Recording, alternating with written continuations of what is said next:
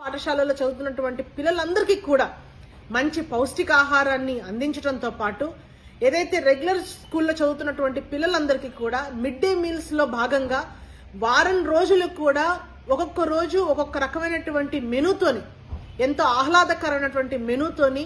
పౌష్టికాహారం లోపం అనేది ఎక్కడ కూడా కనిపించకూడదనే ఒక ఇన్స్ట్రక్షన్స్ తోని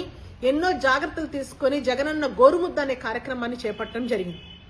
ఆ జగనన్న గోరుముద్ద కార్యక్రమం ద్వారా ఎంతో మంది లక్షలాది మంది పిల్లలకి మంచి పౌష్టికాహారాన్ని కల్పించినటువంటి ఆ ప్రభుత్వంతో పోల్చుకుంటే ఈ రోజు చాలా అధ్వానంగా అన్యాయంగా ఎంతో ఘోరమైనటువంటి మెను ఈ రోజు పాఠశాలల్లో కనిపిస్తా ఉన్నాయి. అంటే ఎక్కడ కూడా పిల్లల యొక్క బాగోగులు కానివ్వండి, అదేవిధంగా వాళ్ళకి ఒక మంచి ఆహారాన్ని వాళ్ళకి అందించాలి, ఆహ్లాదకరమైనటువంటి వాతావరణంలో పిల్లలకి చదువులు చెప్పించాలి అనే ఒక ఆలోచన అనేది ఈ ప్రభుత్వానికి లేకపోవడం అనేది చాలా చాలా దురదృష్టకరం.